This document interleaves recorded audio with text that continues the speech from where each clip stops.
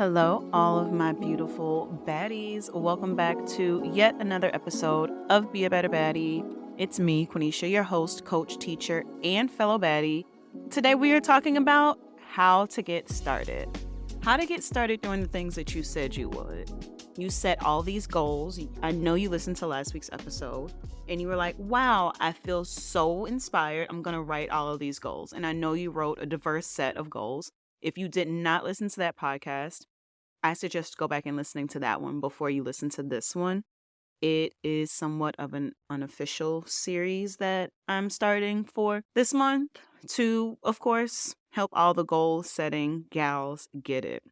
Sometimes you all are waiting for that perfect time, for that roadblock to be gone, for you to be a different person, whatever it is, you have to stop waiting. The only thing constant is time. Time will continue to tick and you will continue to wait. And we do not have time to wait to get started. We're not waiting until 2024 even. We're starting now. Just get started while everything's messy, right? You don't have to wait on the perfect time or the perfect setup to get started. Just get started and then you can fix whatever needs to be fixed as time goes on. While you're listening to this episode, here's another quote to keep in mind. And this is from W.M. Lewis. The tragedy of life is not that it ends so soon, but that we wait so long to begin it. Do not wait so long to begin your life, okay? So by the end of this episode, you'll be equipped with some practical tips to break through that feeling of being stuck and start making progress. Let's get into it. Number one on how to get started is write it down. I don't want to hear about it on your vision board. I don't want to hear you talking about it. Get it out of your head and onto a piece of paper, like physically write it, not even typing it into your phone or in a document on your computer. The act of writing things down is so powerful because you're more likely to remember it. The focus of writing it makes you more mindful of the moment, and you establish a connection to the words you write. And not to mention, when you're doing something on a piece of paper, you have fewer distractions than you would if you did it on your phone or on the computer. So very simple. Step one is to actually sit and write it down. There are multiple ways you can write it down. I'm not going to tell you the best way to write it down. Number two is to identify your stumbling blocks. So some of us feel so stuck that we don't even know where to begin. We've written down the goal. It's here. We've gotten it out of our brain, but we just don't want to get started. So whether it's fear or self-doubt or just not even knowing where to begin, understanding these barriers that you feel are crucial. And most of the time, the barriers that we experience are controlled by us, and we can learn a lot from those. Roadblocks are going to give us the chance to evaluate our habits and our mindsets and learn from them. When we create our goals and we feel like we might have something that might prevent us, like a roadblock, I think the best way, of course, is to write down those roadblocks. So while you're even writing down your goals, you can write down the roadblock. My goal is to record a podcast every week. Roadblocks, time. Time is my thing. I can make time for it because I have time to scroll on TikTok. I have time to just look at TV. Therefore, I have time to record a podcast. I have time to plan a podcast because recording a podcast isn't just sitting down in front of a microphone. I need to think of topics. I do research. I think of how to put the words together and how to convey this message. So think about whatever your roadblocks are with your goals. Write them down and then write down how you can overcome them. Now, this is just for those easy roadblocks. Sometimes it's not that easy, right? You don't feel confident to do something. You write down, be more confident. That probably won't necessarily help you. So I think when it comes to those types of roadblocks, one good thing to do is to definitely visualize the best possible outcome. So whatever this thing is that you want to do, visualize yourself doing it without those roadblocks. And I'm sure the end goal is perfection. This is something that you keep in mind as you move throughout your process. Another good way to remove these types of roadblocks are positive affirmations. I told you all in an earlier episode, I forgot which one, but I've been listening to these positive affirmation podcasts every morning and I'm really feeling her. I'm going to try to, I don't know how to share a podcast. I'll probably post it on my story on Instagram, but these positive affirmations are so great. And I definitely feel so much better after reciting them, and I keep them in my mind throughout the day. So identify those stumbling blocks. Number 3 is to take a small first step. The first step is usually the hardest. We're getting started, but it's crucial. The secret is the first step doesn't have to be big. Feeling like this first move needs to be huge and grandiose will prevent you from getting started. So, starting a business, I want to start a business. My first step does not need to be announcing it to Instagram. Instagram never has to know that I'm starting a business. First step is to do your research. That small thing is really, really going to help you in the long run. It's foundational. Other first steps can be creating a to-do list, setting up dedicated spaces to work on your goals, signing up for a class of whatever sort that you need, taking action after listening to this podcast. The list can go on, but those small steps can lead to significant changes.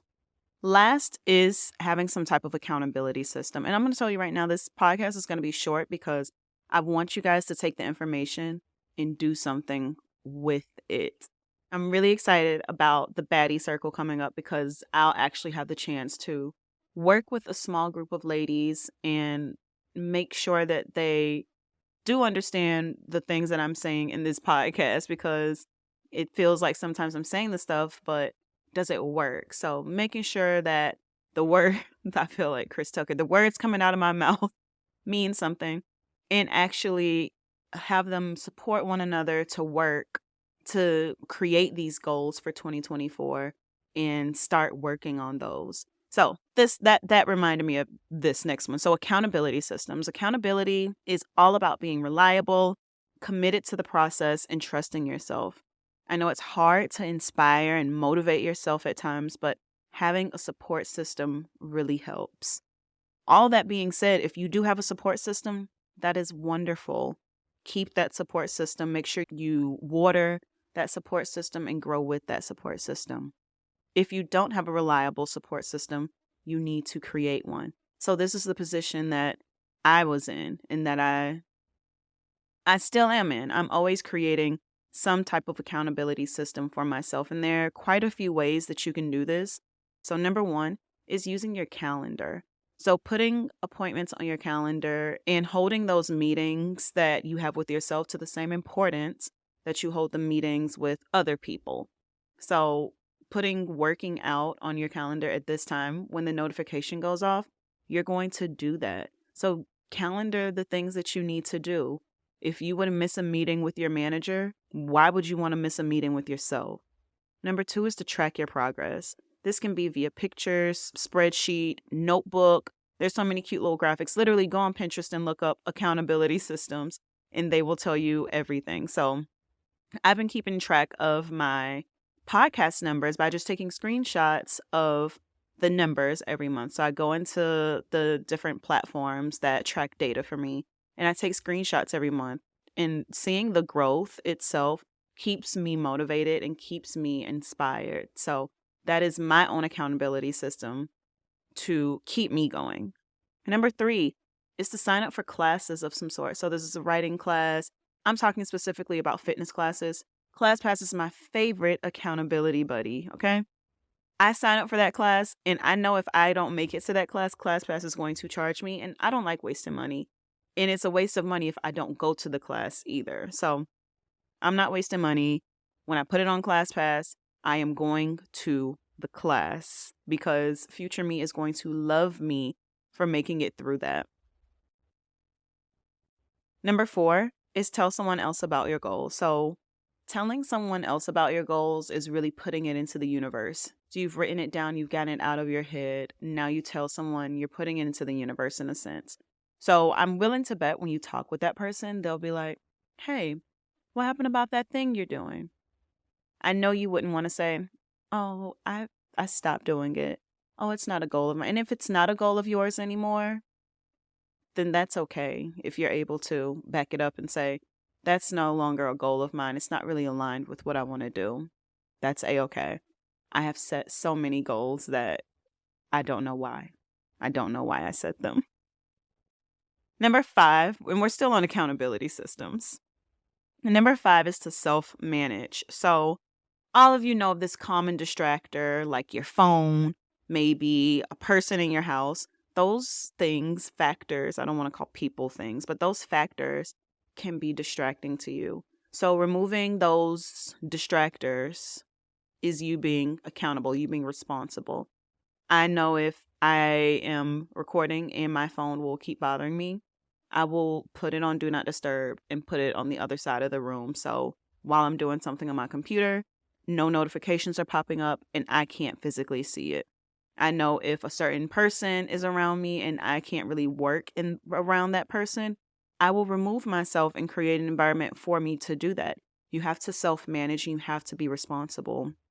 And then number 6 is reward yourself. I think this one's a little difficult and I haven't fully mastered rewarding myself because I think self-rewards have really lost their value now because you can literally buy yourself whatever you want, whenever you want, if you want to. So I haven't fully mastered this one, but if you are a person that this works for, I've seen someone say that whenever I forgot what they did, but I'll just say, let's say I record a podcast episode, I put $20 inside of a savings account for something. If you lose a certain amount of weight, then you buy yourself a new workout outfit. So people are doing great reward systems. My problem is that I think I always deserve a reward because I always think I'm doing good. So that's accountability systems. Reaching your goals can be hard, and I hope that my content helps you all. If you feel like you're in a place where you need support, I do want to tell you early next year, I will be launching individual coaching, group coaching, and mini workshops. So keep your ears open for that opportunity.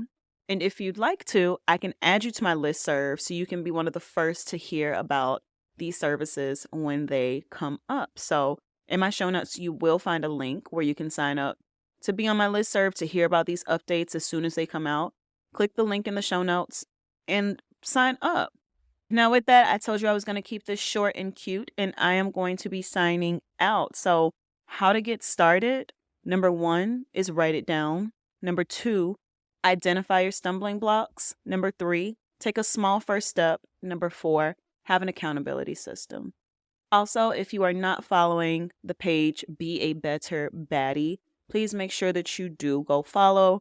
Throughout the week, I post different posts that supplement the podcast and really give you that visualization of what I'm talking about. So make sure you follow the Instagram so you can stay up to date with everything. I hope you all have a positively productive, self-loving day, and I will see you in the next one. Bye!